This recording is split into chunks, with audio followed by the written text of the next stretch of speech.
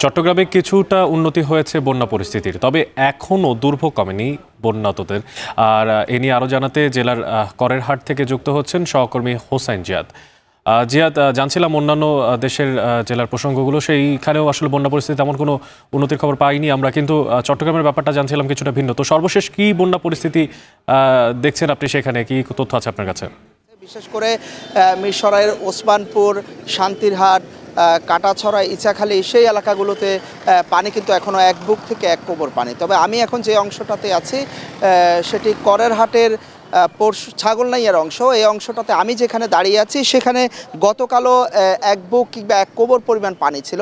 তবে এখন পরিস্থিতির কিছুটা উন্নতি হয়েছে এবং আমরা দেখছি যে সড়কগুলো রয়েছে, বিশেষ করে মূল সড়কগুলো, সেই সড়কগুলোতে পানি নেমে গিয়ে যান চলাচল শুরু হয়েছে। ছোট ছোট যেসব যানবাহন আছে স্থানীয় মানুষজনকে উদ্ধার করে নিয়ে এসে তারা আশ্রয় কেন্দ্রে আনতে পারছেন এবং এখানে যে দোকানপাটগুলো রয়েছে, বাজারে হাট বাজারগুলো রয়েছে, সেগুলো ধীরে ধীরে সচল করতে শুরু করেছেন স্থানীয় মানুষ। আপনি দেখতে পাচ্ছেন যে এখানে এই ছাগলনাইয়ার এই অংশটিতে সেনাবাহিনীর পক্ষ থেকে আমরা দেখছি ত্রাণ বিতরণ চলছে। বিভিন্ন স্বেচ্ছাসেবী সংগঠন এসেছে, অসংখ্য মানুষ এখানে ত্রাণের অপেক্ষায়, সকাল থেকে এখানে ত্রাণের অপেক্ষায় আসছেন, ছুটে আসছেন। অনেকটা হাহাকার চলছে পানির জন্য, শুকনো খাবারের জন্য, এবং এখান থেকে বিভিন্ন স্বেচ্ছাসেবী সংগঠন এসে নৌকায় করে আসলে বিভিন্ন এলাকায় যেতে হচ্ছে। আমরা যদিও উঁচু এলাকাগুলো থেকে পানি নেমেছে, মানুষ ঘরে ফিরতে শুরু করেছে, কিন্তু দুর্ভোগ কোনো অংশে কমেনি। কারণ নিচু যে এলাকাগুলো এখন আমরা দেখতে পাচ্ছি, নদীর লাগোয়া অঞ্চল, বিশেষ করে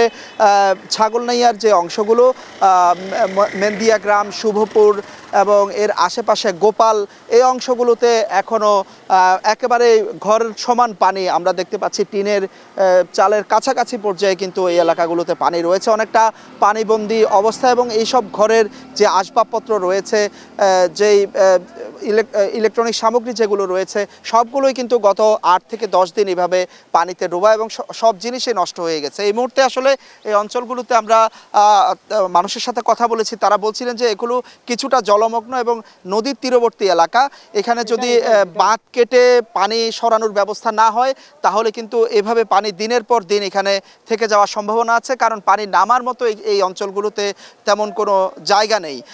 একই সাথে একটু বলি যে এই এলাকার মানুষের কিন্তু ত্রাণের জন্য আসলে হাহাকার চলছে এবং মানুষ বলছে যে পানি, বিশুদ্ধ পানি থেকে শুরু করে সব ধরনের শুকনো খাবার, চাল ডাল থেকে শুরু করে এই ধরনের খাবারগুলো প্রয়োজন এবং এখানে দ্রুত উদ্ধারকর্মীরা বা ত্রাণ সহায়তা নিয়ে আসলে এই অঞ্চলগুলোতে আসা প্রয়োজন। আর যে জায়গাগুলোতে পানি নেমেছে আমরা কথা বলেছি, সেখানে একেবারে পোলট্রি ফার্ম থেকে শুরু করে গবাদি পশু, মানুষের চাষবাস, কৃষির যে ফসল, মাছের ঘের, সবই শেষ হয়ে গেছে। অর্থাৎ বন্যা পরবর্তী যে ত্রাণ সহায়তা বা বন্যা পরবর্তী যে সহায়তা কার্যক্রম, সেগুলোও কিন্তু এখানে বাড়ানো প্রয়োজন এবং সেটি খুব সুনির্দিষ্টভাবে পরিকল্পনা করে কার কী পরিমাণ ক্ষতি হয়েছে।